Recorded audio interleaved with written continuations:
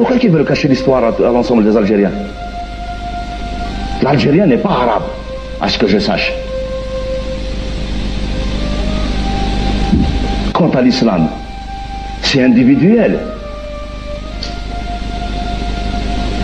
Je ne suis pas musulman. Ça ne veut pas dire que je ne suis pas algérien. Ça ne veut pas dire que je ne suis pas nationaliste.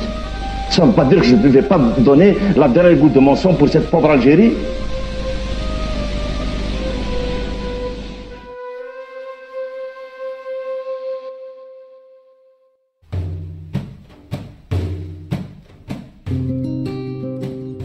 S'il est une chose qu'un peuple ne doit pas laisser déformer, ternir ou voler, c'est son histoire. À Marimesh.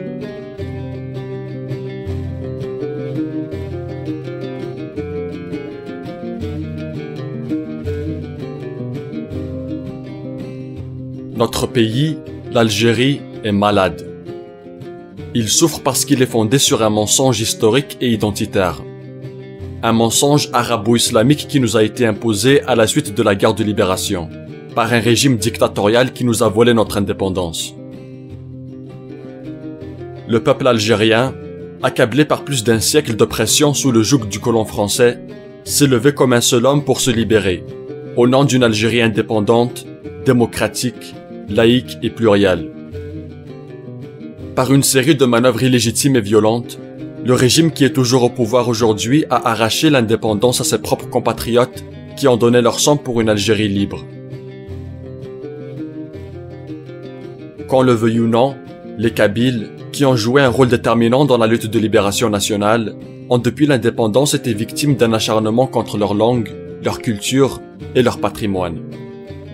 Par le biais de l'idéologie arabo-musulmane, le pouvoir algérien a manipulé l'histoire de son peuple pour le rendre aveugle de ses propres origines berbères. À cet égard, lorsqu'on parle de la population algérienne, il conviendrait mieux de distinguer non entre les Arabes et les Berbères, mais plutôt entre les arabophones et les berbérophones, ou bien entre les berbères arabisés et les berbères non arabisés. Dans cette fausse division entre berbères et soi-disant arabes, on trouve sans doute la plus grande absurdité dans l'histoire de notre pays. L'oppression raciste à l'égard des berbères en Algérie est infligée par des individus qui, s'autoproclamant arabes, sont en réalité eux-mêmes berbères. En fin de compte, c'est précisément ce reniement de soi, de ses origines, de son identité, qui est réellement la racine de tous nos problèmes en Algérie. Albert Memmi, écrivain franco-tunisien, écrit que le refus de soi provoque de telles distorsions, de telles destructions dans l'âme et la conduite de l'opprimé, qu'il serait déjà une solution trop coûteuse. Trop souvent, il dégénère en haine de soi. Et surtout, finalement, le refus de soi va dans le même sens de l'oppression. Par ailleurs, il est important de souligner que le concept d'arabo-islamisme ne sert pas à diaboliser ni la langue arabe, ni la religion musulmane. Il renvoie plutôt à une idéologie politique imposée par le pouvoir algérien pour nier tout pluralisme religieux, linguistique et culturel. Le pouvoir se sert de l'idéologie arabo-islamiste pour imposer l'arabe classique au détriment des deux langues populaires, à savoir le berbère et l'arabe algérien. Les Berbères, premiers habitants de l'Afrique du Nord, ont résisté durant toute leur histoire à de nombreuses agressions, suivies d'occupations, partielles certes, mais s'étalant sur des périodes extrêmement longues. Les Phéniciens, 7 siècles. Les Romains, 6 siècles. Les Arabes, 13 siècles. Les Ottomans, 3 siècles et demi. Les Français, 132 ans. Seule la conquête arabe a réussi à s'implanter définitivement entre le 7e et le 11e siècle par la religion musulmane. L'islam imposé, puis finalement adopté, fut largement répandu en Berbérie. Bien que l'islamisation ait entraîné beaucoup de Berbères à la pratique de la langue du Coran, elle n'a pas entraîné l'arabisation totale et définitive. Après la conquête de l'Afrique du Nord par les Arabes au 7e siècle, une partie importante des citadins berbères s'assimile à la langue et la culture arabe, tandis que la paysannerie se replie dans les régions montagneuses et sahariennes, des refuges inaccessibles aux colons. Ces peuples restés fidèles à leur langue et leurs coutumes résisteront initialement à la répression des colons arabes, ensuite aux Turcs et dernièrement aux Français. Ils seront les seuls à s'identifier et à se reconnaître dans la langue berbère. Étant donné que la majorité des Algériens sont aujourd'hui arabisés, il est surprenant de constater que les berbères non arabisés constituent encore la majorité de la population au XIXe siècle. En effet, le premier recensement de l'Algérie coloniale effectué en 1865 dénombre 978 179 Kabyles, 209 515 berbères non kabyles et 1 131 599 berbères arabisés. Dès le début de la colonisation française, la Kabylie représentait déjà un bastion de résistance. Plus de 25 ans après la prise d'Alger en 1830, les colons français ne parvenaient encore pas à soumettre la Kabylie. En effet, la Kabylie a résisté à 14 campagnes militaires successives, dont les plus dévastatrices furent menées par le général Bugeaud en 1845 et en 1847. La Kabylie finit par s'incliner en 1857 devant les forces numériquement et techniquement supérieures du maréchal Randan.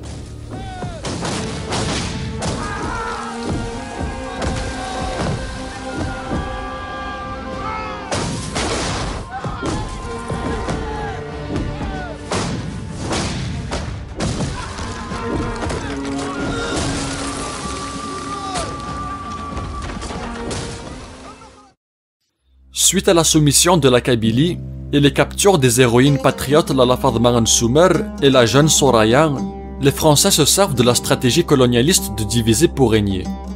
Les Français distinguent vite entre les Arabes des plaines et les Kabyles des montagnes, et sèment la discorde par le biais de mythes racistes. C'est pour empêcher l'union entre les deux groupes que sont élaborés ces mythes. C'est à cette époque qu'émerge une nouvelle idéologie au sein du mouvement national naissant, l'arabo-islamisme. La langue arabe est attribuée un caractère sacré très accentué.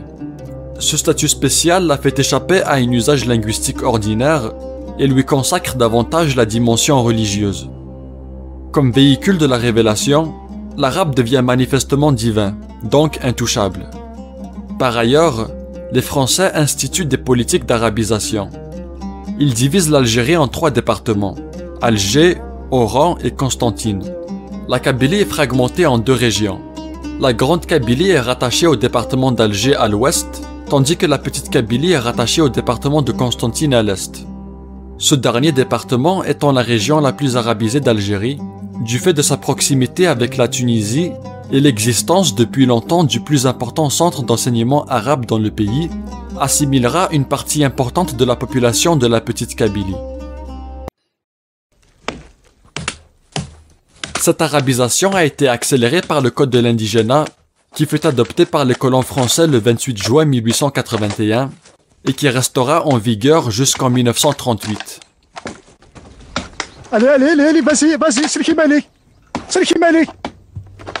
En général, ce code assujettissait les autochtones aux travaux forcés, à l'interdiction de circuler la nuit, aux réquisitions, aux impôts, aux arrestations arbitraires et à un ensemble d'autres mesures tout aussi dégradantes.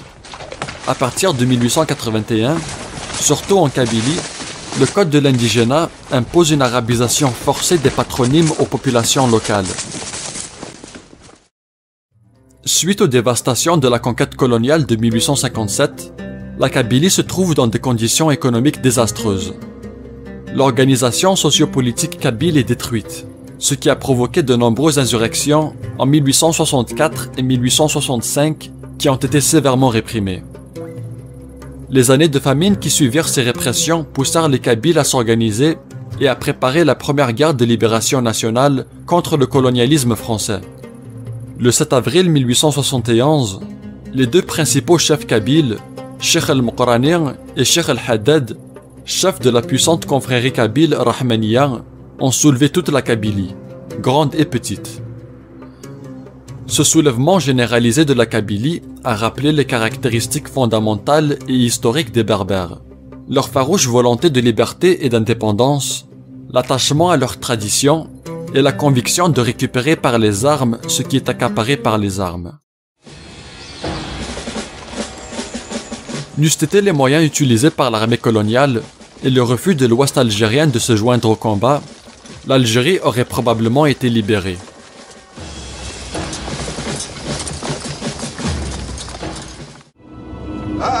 La répression de la révolte kabyle en 1871 fut terrible et pour beaucoup hors de proportion.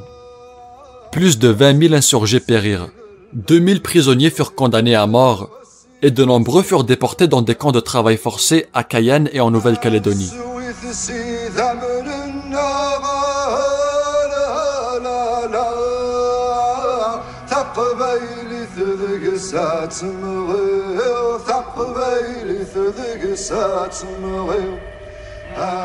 Cette impitoyable répression s'est également étendue au domaine économique.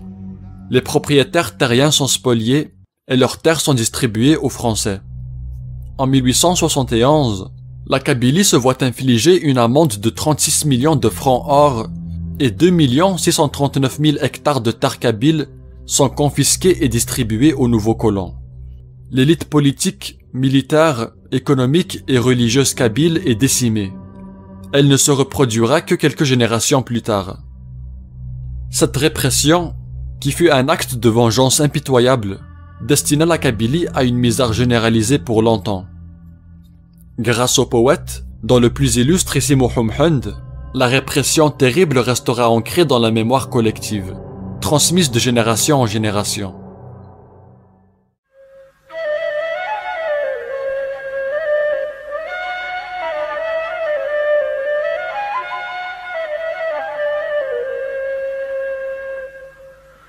الحاج محمد ثمقران دا قوريار يثران ثغافض سبع الرملية يموت لامين الفيزان يغليغ ذي الأخزان الساحة يزريغ ذي الحمالية أقلاغ ذي الآخر نزمان أرزنا ثمقران ثغليغ ساريغ نمحندا عليا يفغد جنرال سيريس يفوك العفذيس هدرا غمدن تسلام أطاس يومي يهزم يخفيس ولي يخدمون كيس تساينو غتساثنا هزام شرعنا ذي الكورداسيس كل واغس الحقيس غضنيغ يخامن طعام عمرا واغي لان دافضيس تقوان فلاحثيس يردنا نشتي غنام دا سيفن سايدا يذ المثليس قوجن لثماريس الفكيا مكل لوان ثوراغي زدغيتو فرانسيس فضان لمصغريس تحزنا ذا الحمراغ لذيام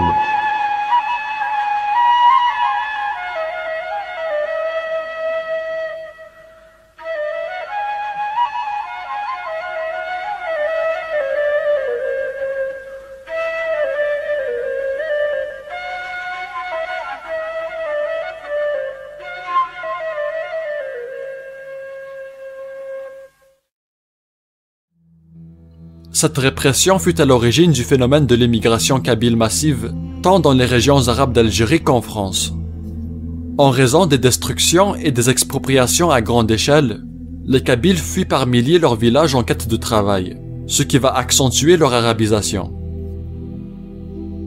Suite aux échecs de 1857, 64, 65 et 71, les Kabyles comprennent qu'ils ne peuvent pas à eux seuls libérer l'Algérie. Ils reconnaissent la nécessité absolue d'une unité kabyle-arabe face au colonialisme. Désormais, les Kabyles combattront et se définiront généralement en tant qu'Algériens, sans autre référence explicitement linguistique, culturelle ou ethnique, contrairement à leurs compatriotes arabophones qui majoritairement s'identifieront au peuple arabo-musulman du Moyen-Orient.